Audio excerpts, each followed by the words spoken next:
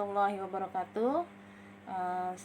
Salam kenal untuk kelas 8 yang baru dari SMP Muhammadiyah 10. Saya Ibu Adi Bahnur akan mengajarkan kelas 8A, B, dan C. Di sini saya akan menjabarkan pelajaran kita untuk satu semester. Yang pertama adalah informasi yang membanggakan. Yang kedua, ide kreatif dalam iklan, slogan, dan poster. Yang ketiga, peduli lingkungan hidup. Yang keempat, kreatif berpuisi. Dan yang kelima, mengungkap berbagai fenomena alam dalam teks eksplanasi. Tetapi khusus untuk pertemuan pertama ini, kita akan membahas teks berita. Apa sih teks berita itu? Nah, teks berita itu ada beberapa unsur. Yang pertama, definisi, ciri dan jenis teks berita.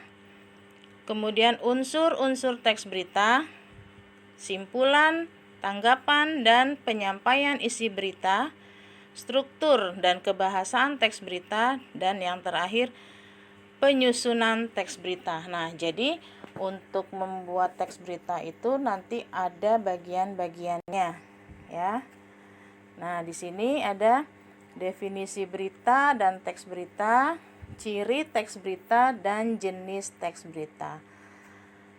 Apa sih teks berita itu? Teks berita adalah teks yang melaporkan kejadian dan peristiwa atau informasi yang sedang terjadi dan telah terjadi sebelumnya secara aktual dan faktual. Maksudnya adalah aktual itu sedang hangat-hangatnya dibicarakan, sedangkan faktual adalah benar-benar terjadi. Jadi berita itu tidak boleh ditambah-tambah dan tidak boleh dikurang-kurangi. Nah, yang dimaksud dengan teks berita itulah apa yang sering kita lihat di televisi. Jadi kamu juga bisa melihat berita-berita itu sebagai informasi yang di dalamnya memuat kejadian peristiwa aktual dan faktual. Ciri-ciri teks berita. Tadi sudah saya sebutkan faktual, kemudian aktual, unik atau menarik, sistematis dan lengkap, seimbang, dan bahasanya harus komunikatif.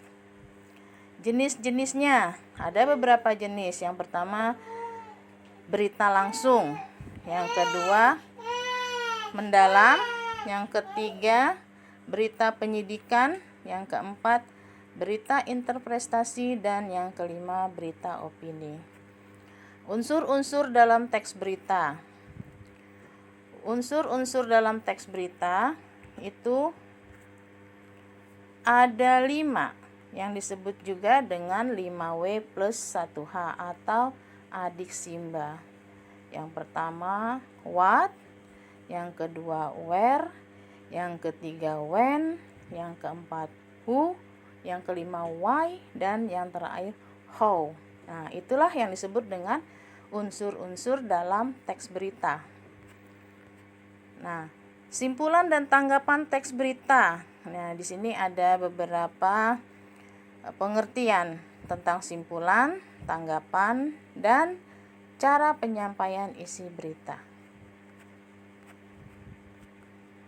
Ya, saya rasa itu saja yang bisa saya sampaikan untuk pertemuan ini. Nanti pada pembelajaran berikutnya saya akan kirimkan beberapa video tentang teks berita dan kamu akan mengerjakan soalnya di CBT yang sudah diberikan username dan passwordnya. Oke, anak-anak, tetap semangat, tetap jaga kesehatan, dan tetap belajar di rumah walaupun tidak bertatap muka. Demikian dari Ibu. Assalamualaikum warahmatullahi wabarakatuh.